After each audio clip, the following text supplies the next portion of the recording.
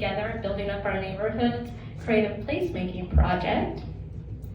The Healthy Bourbon County Action Team's mission is to increase access to healthy food and physical activity, promote commercial tobacco cessation, and enhance quality of life and encourage economic growth.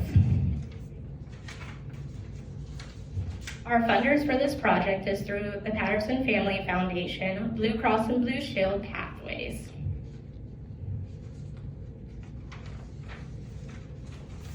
We have had many partners on this project already through the HBCAT, the Chamber of Commerce, the City of Fort Scott, Kansas Health Institute, and WSU Community Engagement Institute. So what is creative placemaking? These plans have been in the works for about a year now.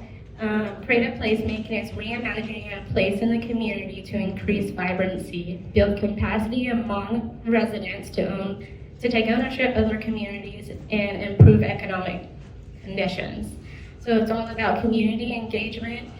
The community members were able to identify a project and identify a place on the east side.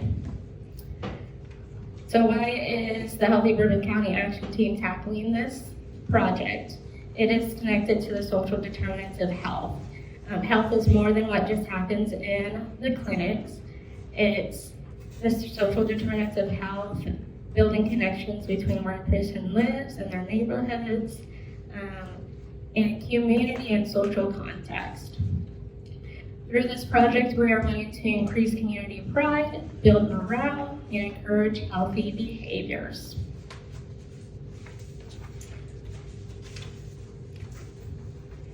To be able to make these projects happen, we had to have policies passed.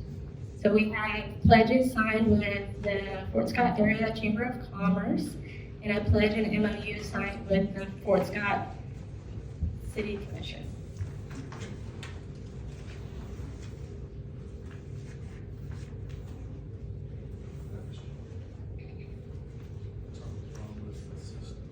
Okay, gotcha. Awesome, thank you. We have had a very trustworthy process with these plans. We created a planning committee that are comprised of Eastside businesses, Eastside residents, and community organizations on this project. We have held 30 public forums to create sustainability plans and involve the community members in the decision making. We incentivized it with free food and giveaways. We had intentional strategic communication through radio, press releases, social media, radio talk shows, billboards, yard sale signs, and even a community survey so community members could provide feedback on the plans throughout this whole process.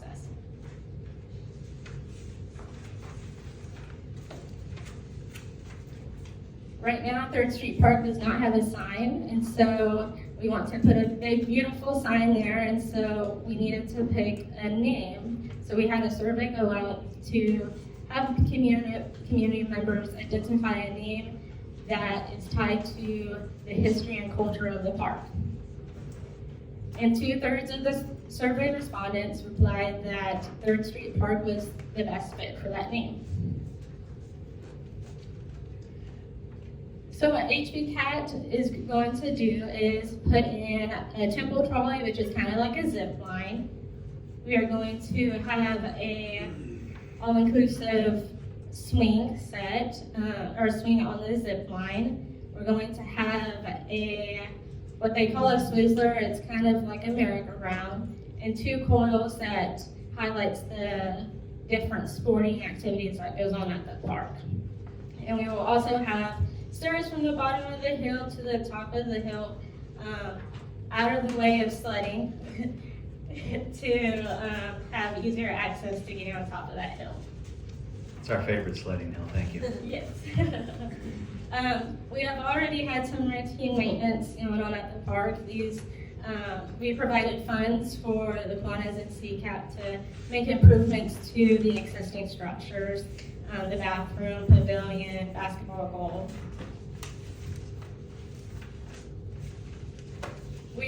proposing to the city to collaborate with us with fixing the pavilion concrete floor, updating the plumbing for the bathroom, adding security cameras, and surfacing for the existing structures.